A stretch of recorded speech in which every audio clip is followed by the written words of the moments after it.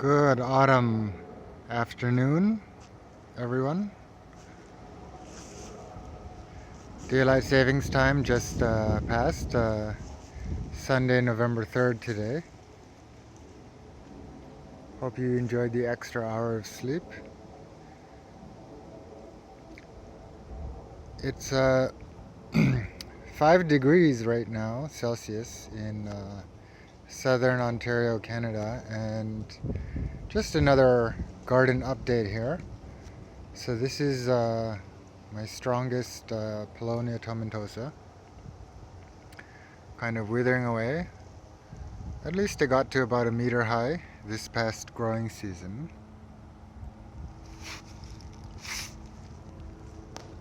As you can see again, the stem from last year's growing season and the stem from this year's growing season. I guess that all they need to do is put down a good root system and they will thrive.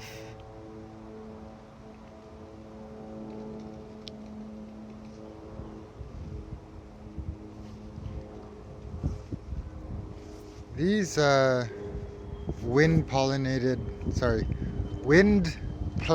wind dispersed seeds of this tree of heaven, Ailanthus altissima, they, in one growing season, they grew this high already. So they actually also grow really fast. And then in the winter, they usually lose their branches. I mean, I guess this is considered a compound leaf. So it's actually one leaf.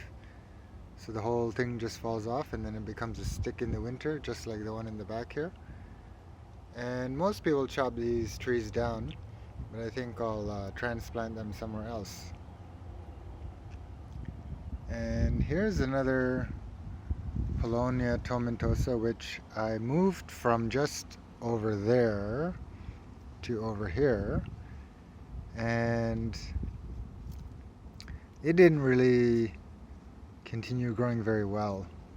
But I think next growing season it'll grow better because it's further away from the wall of the house and the roots should have recovered.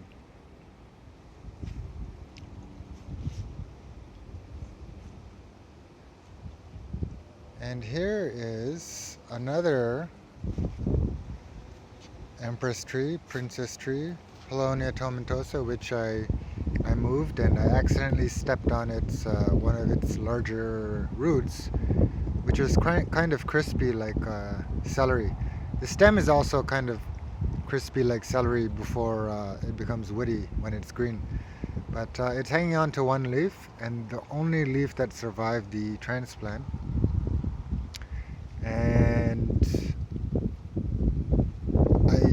I hope next growing season it'll grow really well, and that's what I expect. So here's an old leaf branch, and it's basically hollow on the inside. So maybe this could be used as some kind of biodegradable straw. Not very pretty, but definitely biodegradable and sustainable, perhaps, if you had millions of Paulownia tomentosa.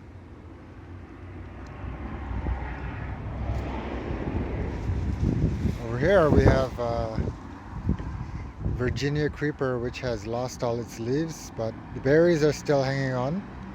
These berries are poisonous, but for birds they are not, and a lot of birds feast on them during the harsh, cold winter months.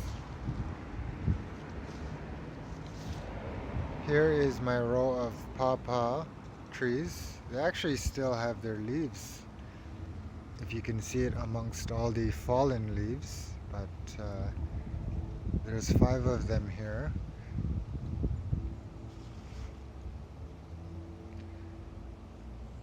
And what I did in my side yard here was I just like 2 weeks ago, before it got too cold, I moved all my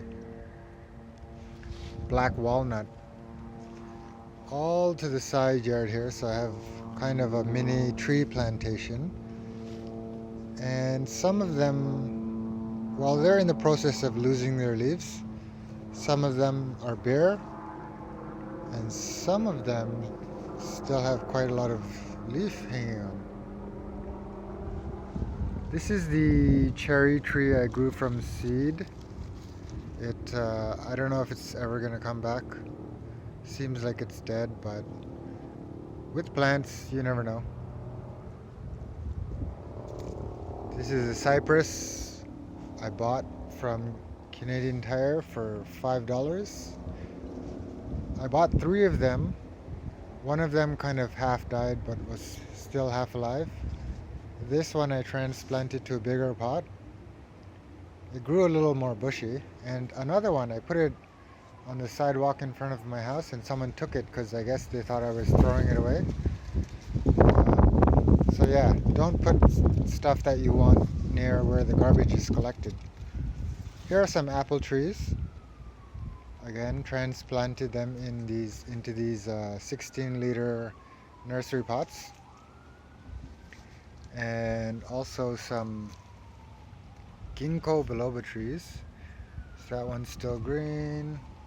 I grew these from seed, by the way. This one's yellow. Squirrels are digging it up and planting some tree surprises for next year. Then we have the black raspberry bush here, which I've trained pretty well. Gonna get some juicy black raspberries next year.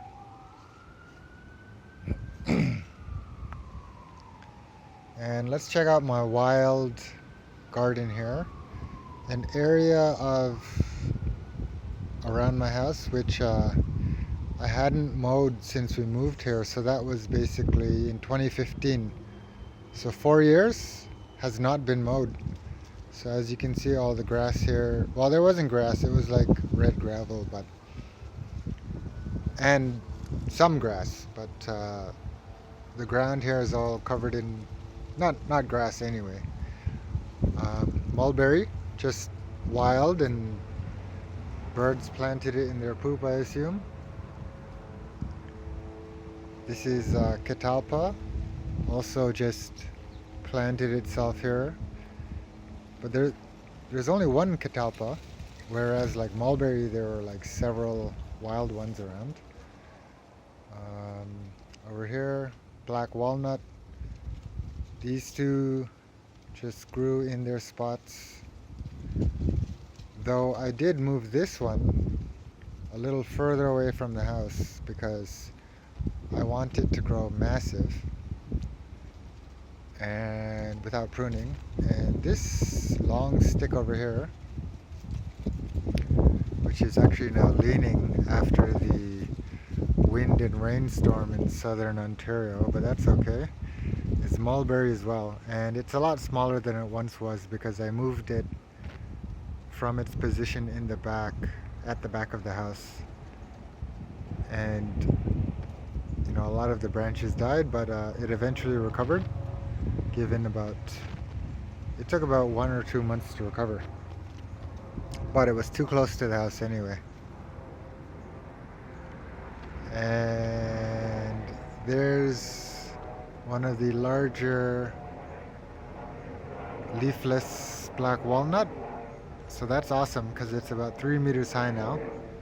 And same with its pal. They're both about 4 years old. You can see the stick. A few leaves left on that one.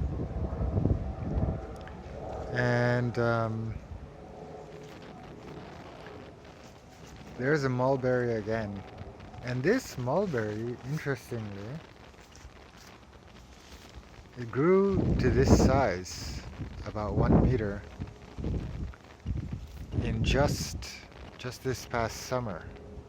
So mulberry are very vigorous trees, and they're definitely worth it because come June, well, after they're mature, you can get some delicious mulberries. And here are a bunch of pawpaw. Again, I moved them to 16-gallon nursery pots, and they were grown from seeds, squirrels digging up the dirt to bury their nuts. I guess I'll transplant those when they sprout. And for these three, I cut the bottom out of a nursery pot and I put them together to create a really deep space for the pawpaw taproots. And here's another Paulownia tomentosa. It's kind of like a bonsai or something because it's growing in a gift wrapping Tupperware container, which is quite shallow. And this one, it had a branch going this way and this way, so I just cut this off. I tried to grow it in water, but it didn't grow. Anyways, but the one that wasn't cut off grew vigorously, and the wound where I cut it, it dried out, but it has a hole, and I heard that could get diseased, but hopefully not. But it is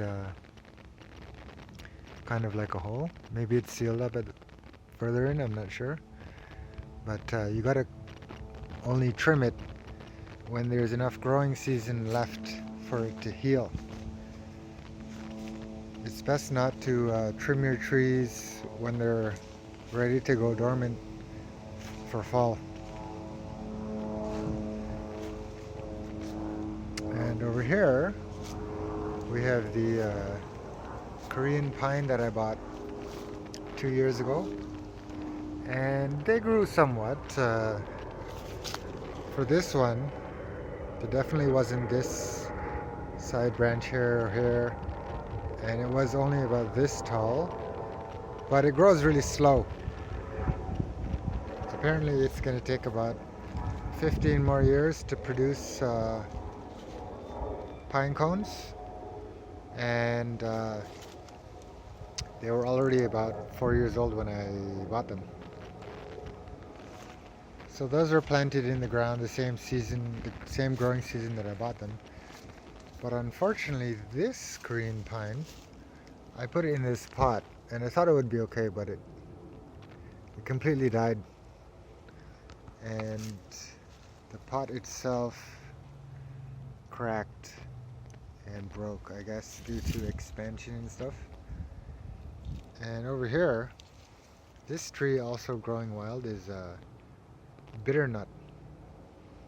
So they produce nuts, but they're very bitter and kind of disgusting. Squirrels will eat them if they have nothing to eat, though. Some garbage there. And this is my mound of, I think it's called Hugin culture, where you just take old wood and you bury it, and then the wood releases nutrients, and then I put all my compost here. So it's actually a very rich environment for fruits and vegetables or any kind of plants to grow. Certainly this mulberry, this big mulberry right in front of us, it's 2 meters high, 2 meters wide. It actually, I think it's only 2 to 3 years old, and actually produced a little bit of fruit this past June. So it's definitely in a rich environment, and under the mound of leaves and compost, not compost, but mostly leaves, some compost, and wood is asphalt. So those roots are definitely bonsai style roots. And this here is Robinia pseudoacacia, or black locust, which is a member of the pea family. So it produces it produces nitrogen. It fixes nitrogen in the soil for other plants to consume. And this one, I planted it from seed, and it was really tiny, like it was as big as my finger for like entire growing season. But then this past spring I planted it here and it really took off. And it definitely wasn't a difference in sunlight because